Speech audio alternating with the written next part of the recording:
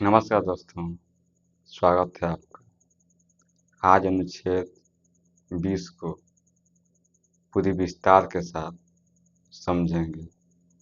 अनुच्छेद 20 क्या है? इसे अगर सामान्य भाषा में देखें तो अनुच्छेद 20 एक पूर्वव्यापी दंड का निषेध करता है। अनुच्छेद 20 दो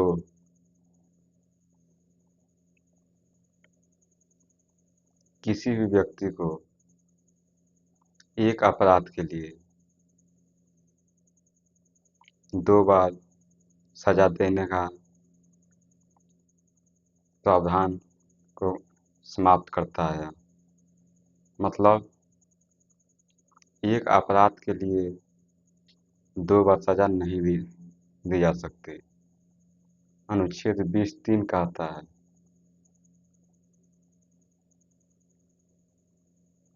स्वयं के विरुद्ध गवाही देने से मना करने का अधिकार देता है। इसे हम और भी सरल भाषा में समझेंगे, तो देखते हैं। सरल व्याख्या कर देंगे हम तो। अनुच्छेद 20(1) पूर्वव्यापी दंड का निषेध करता है। पूर्वव्यापी दंड का निषेध करता है। पूर्व का मतलब पहले होता है और दंड का मतलब अपराध। पहले किए गए अपराध का निषेध का मतलब रोक लगाता है। मतलब कानून बनाने से पहले जो भी अपराध किए गए हैं उस पर यह रोक लगाता है। जैसे देखते हैं, किसी व्यक्ति को उस काम के लिए सजा नहीं दी जा सकती जो जब किया गया था तब कानून अपराध नहीं था। उस काम के लिए सजा नहीं दी जा सकती जब वह काम किया गया था लेकिन उस समय कानून नहीं बना था, तो उनको सजा नहीं दी जाएगी।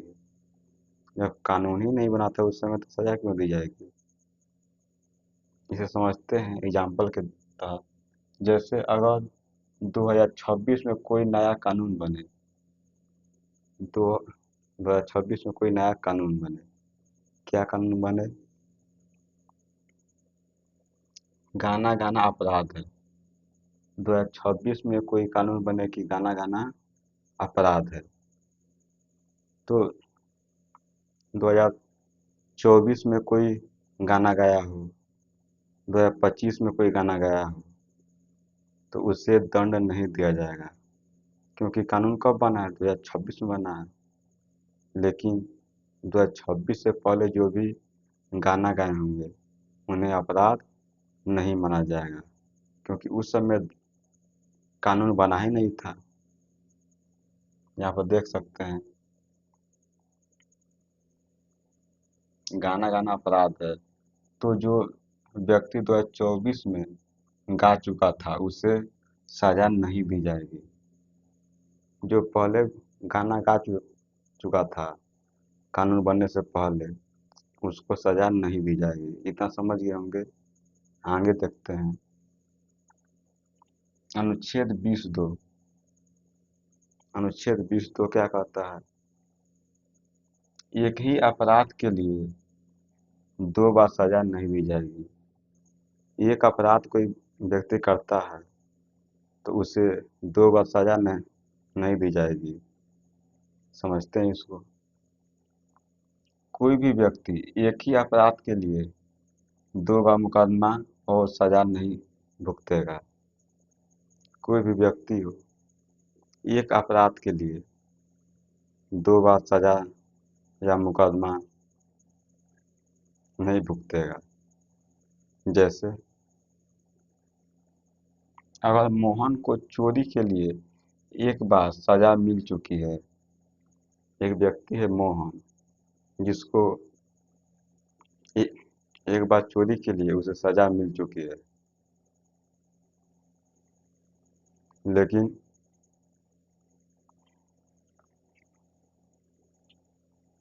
तो उसी चोरी के लिए उसे फिर से सजा नहीं दी जाएगी। जब एक बार सजा उसको मिल चुकी है तो उसी चोरी के लिए उसे दोबारा सजा नहीं मिल सकती है, क्योंकि एक अपराध के लिए एक बार ही सजा मिल सकती है, दोबारा नहीं मिल सकती है। अनुच्छेद 20(3) देखते हैं। स्वयं के विरुद्ध गवाही देने से मना करने का अधिकार। स्वयं के विरुद्ध गवाही देने से मना करने का अधिकार मतलब अगर किसी व्यक्ति पर आरोप लगा है तो वह व्यक्ति अपनी तरफ से गवाही नहीं दे सकता है वो, या उसके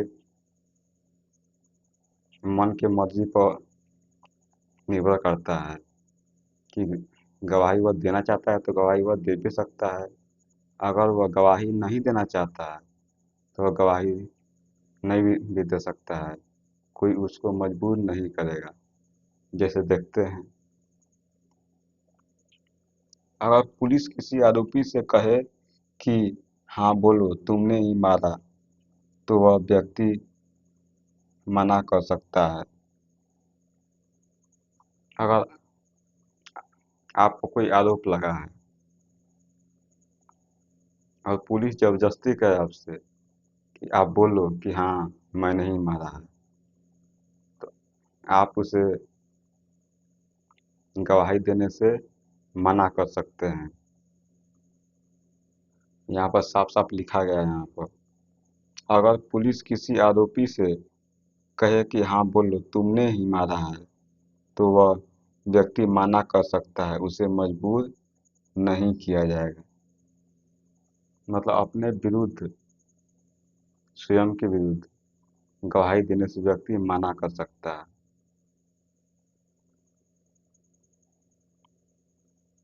ऐतिहासिक उदाहरण देखते हैं।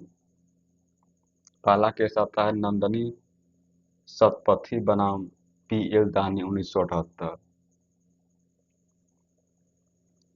नंदनी शतपथी बनाम पी.एल. दानी 1978। यह क्या था?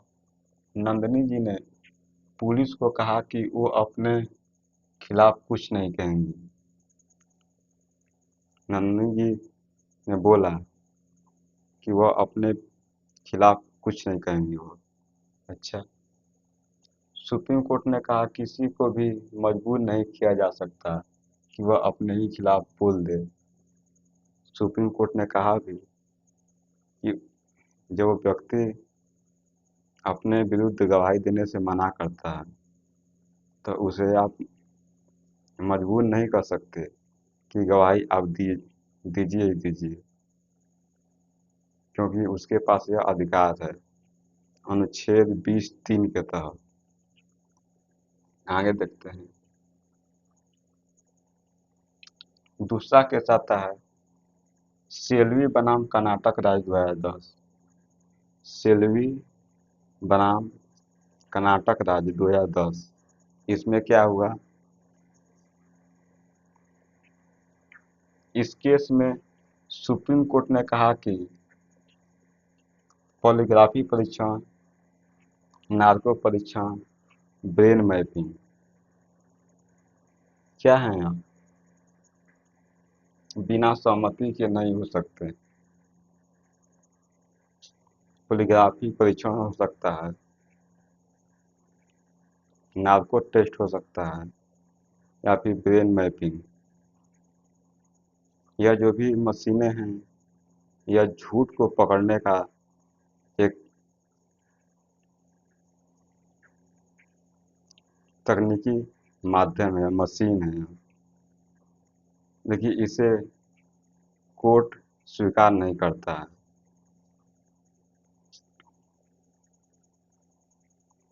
क्योंकि जिस व्यक्ति की जांच चल रही हो उसकी सहमति के बिना आप इसका उपयोग नहीं कर सकते। व्यक्ति सहमति दे रहा है कि हाँ ठीक है हमारा कर लीजिए, तो कोई बात नहीं है, कर सकते हैं आप। लेकिन व्यक्ति अगर सहमति देने से मना कर रहा है कि नहीं, हमारे यह मैपिंग नहीं हो सकता है, पोलीग्राफी हो या फिर नार्को टेस्ट हो या फिर ब्रेन मैपिंग हो, आप नहीं कर सकते बिना सहमति से। आगे देखते हैं।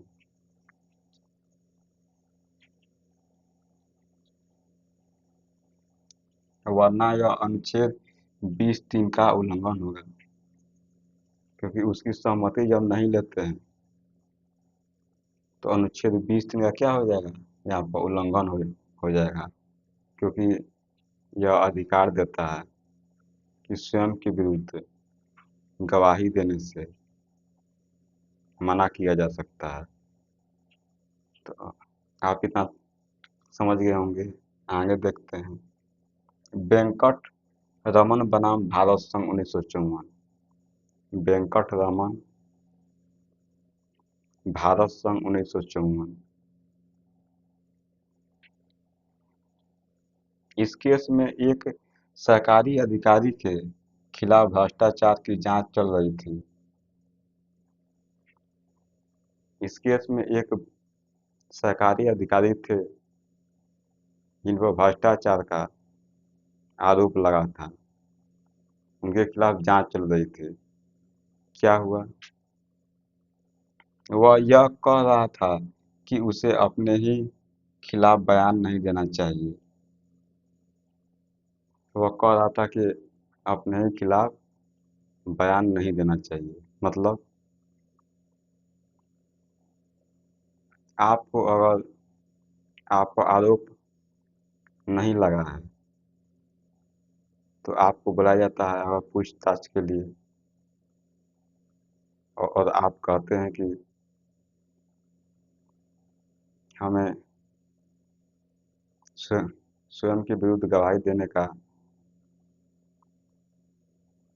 अधिकार अनुच्छेद 20(3) मना करता है कि आप चाहें अगर तो स्वयं के विरुद्ध गवाही देने से मना कर सकते हैं।